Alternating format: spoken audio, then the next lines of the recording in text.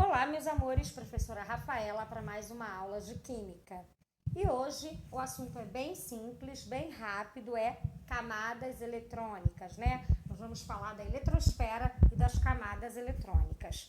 Só para a gente lembrar, o átomo ele é constituído por um núcleo e nesse núcleo nós temos os prótons e os nêutrons e ao redor desse núcleo nós temos a eletrosfera, que são as camadas com os elétrons, tá? Essa quantidade de camadas, ela varia de 1 a 7 e depende diretamente da quantidade de elétrons que aquele átomo, que aquele elemento químico possuía. Então, elementos químicos com números atômicos grandes terão mais camadas eletrônicas. Por quê? Porque são nessas camadas que esses elétrons são dispostos.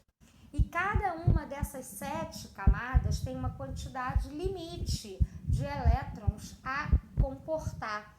Sendo assim, eu dependo de quantidade de elétrons que eu tenho para distribuir nessas camadas, tá? Então, eu já adiantei aqui que nós temos 7 camadas. Essas camadas são representadas por letras do alfabeto, começando na letra K, terminando na letra Q. Então, as camadas são K, L, M, N, O, P e Q, né? São 7 camadas, 7 letras. Cada uma dessas camadas tem uma quantidade limite. Prestem atenção que eu friso bem o limite.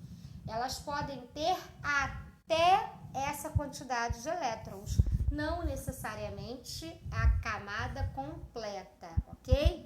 Então, na camada K, cabem até 2 elétrons, na camada L, cabem até 8 elétrons, na camada M, cabem até 18 elétrons, na camada N, cabem até 32 elétrons, na camada O, até 32 elétrons, na camada P, até 18 elétrons e na camada Q, até 8 elétrons. Então, presta atenção, meus amores. Eu venho numa crescente até o 32, depois eu decresço.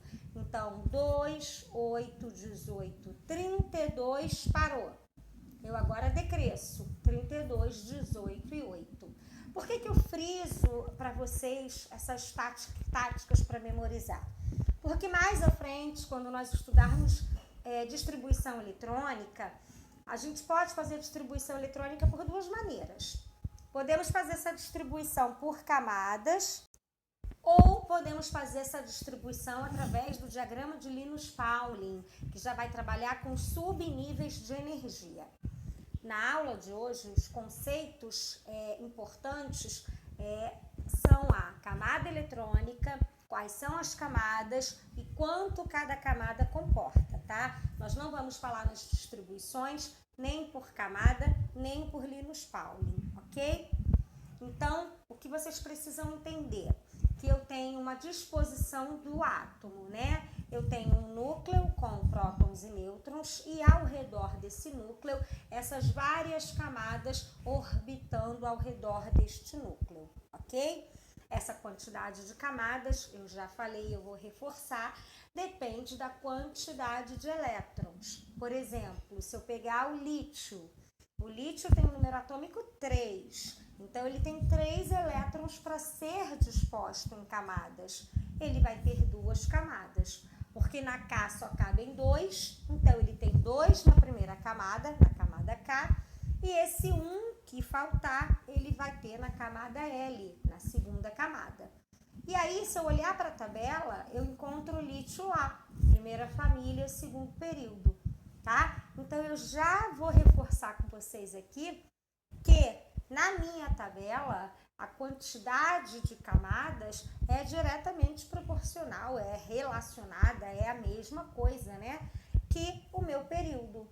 Então, se eu tenho um elemento qualquer no terceiro período, significa que ele possui 3 camadas. Se eu tiver um elemento qualquer no sexto período, significa que aquele elemento possui 6 camadas. Ele vai ter da camada K até a camada P, ok? Então, novamente, essas informações é que são importantes momentaneamente. Entender o que são camadas eletrônicas, entender quantas camadas eletrônicas são e como as identificamos através dessas letras do alfabeto, os limites de cada camada, porque quando eu for fazer a distribuição, se eu fizer por Linus Pauling, eu consigo montar o meu diagrama através dessas informações e, obviamente, perceber a relação entre quantidade de camadas e períodos, tá? Na tabela periódica. Então, só para reforçar, a quantidade de camadas é relacionada ao período da tabela. Outro exemplo é o cálcio, né? O cálcio, ele está localizado no quarto período da tabela. Significa, então, que ele possui 4 camadas eletrônicas. As camadas K, L, M e N, ou seja, 4 camadas eletrônicas, tá? É claro que eu não preciso decorar as camadas, né? E o elemento está no 6º período, então ele tem as camadas K, L, M, N, O. Não, né? E P, quer dizer, 6, né? L, M, N, O, P. Não precisa. Eu só preciso entender essa relação para fazer essa associação. Porque quando eu trabalhar a distribuição eletrônica, eu consigo mesmo verificar se a minha distribuição saiu corretamente. Por quê? Porque eu sei que se ele tem 6 camadas eletrônicas, eu vou precisar na distribuição ir até o 6º período, a 6ª camada, tá? Essa relação camada e distribuição, a gente vai ver mais pra frente. O principal é o conceito e essa relação, ok? Em função disso, eu quero fazer outra relação com vocês só para reforçar, que é a relação da família com a tabela periódica, né? Os períodos na minha tabela indicam as quantidades de camadas, né? Como eu acabei de citar. Já as famílias indicam a quantidade de elétrons que eles têm na última camada. Presta atenção, a gente já viu isso. Isso só vale para os elementos representativos. Famílias 1 e 2, 13 a 18. As famílias 3 a 12, que são os elementos de transição, não se incluem, não servem como, não se enquadram nessa regra, tá? Então, todo mundo que está lá na minha família 1, na família dos metais alcalinos, na sua última camada terá um elétron. Não importa se ele está no primeiro período como o hidrogênio ou no 7º período como o frâncio. Eles têm um elétron na sua última camada. A diferença é que o hidrogênio só tem uma camada, só tem um elétron, o frâncio tem 7 camadas. Então, lá na 7ª camada dele tem um elétron. Já a família 2, que é a família dos metais alcalino-terrosos, todo mundo daquela coluna tem 2 elétrons na sua última camada. Na família 13, na família do boro, todos têm 3 elétrons na última camada. Na família 14, na família do carbono, todos têm 4 elétrons na última camada.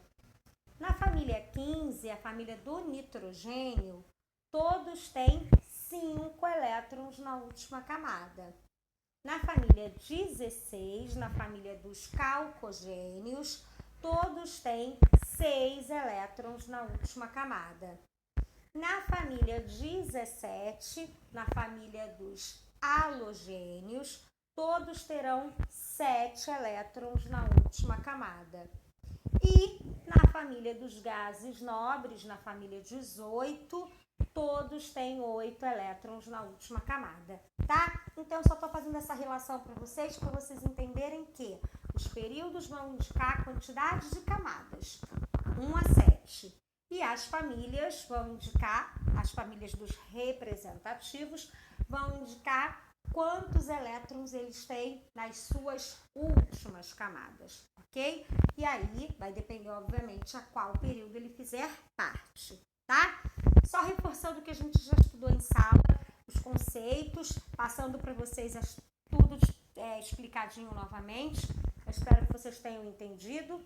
Vamos praticar exercícios sobre, mas se tiver alguma dúvida, tiraremos num próximo encontro, tá? Um beijo para vocês e até!